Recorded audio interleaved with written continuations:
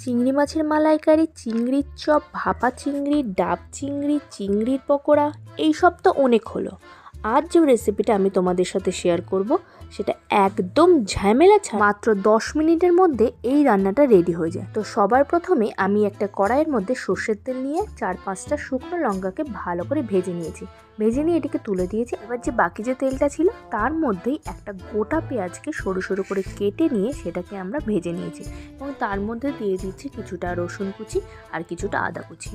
এটা একটু সামান্য ভাজা ভাজা হয়ে গেলে এটাকে আমরা তুলে রাখবো। এবার সেম কড়াইয়ের মধ্যে আবার দিয়ে দেবো কিছুটা সর্ষের তেল। এবার যে প্রনটা আছে শুধু প্রনটাকে আমরা এর মধ্যে দিয়ে দেবো এর মধ্যে একটুখানি সামান্য পরিমাণে নুন আর একটুখানি হলুদ দিয়ে 5 থেকে 10 মিনিটের মধ্যে ভেজে আমরা এটাকে তুলে রাখবো। ব্যাস বলতে পারো আমাদের সব অর্ধেক রান্নাই শেষ। এবার শুধু একটু বাটাবাটির পালা। এবার যে চিংড়ি মাছগুলো আমাদের ভাজা হয়ে গেছে সেটা একটা মিক্সিং জারের মধ্যে নিয়ে এটাকে ভালো করে আমরা বেটে নেব। এই সময়তে বলে রাখি যে বন্ধু আমার এই রেসিপি প্রথমবার দেখছো তাদেরকে অনুরোধ থাকলো আমার এই চ্যানেলটিকে সাবস্ক্রাইব করে দেওয়ার জন্য। আর এই রেসিপিটি ভালো লাগলে একটা লাইক অবশ্যই করো। আর প্রথমে আমরা এই চিংড়ি মাছটাকে বেটে নিয়েছি। যেই চিংড়ি মাছটা বাটা হয়ে যাবে তার মধ্যে আমরা যে পেঁয়াজ আর যে রসুন কুচিটা আমরা ভেজে রেখেছিলাম সেটাকে দিয়েও ভালো করে আমরা বেটে নেব।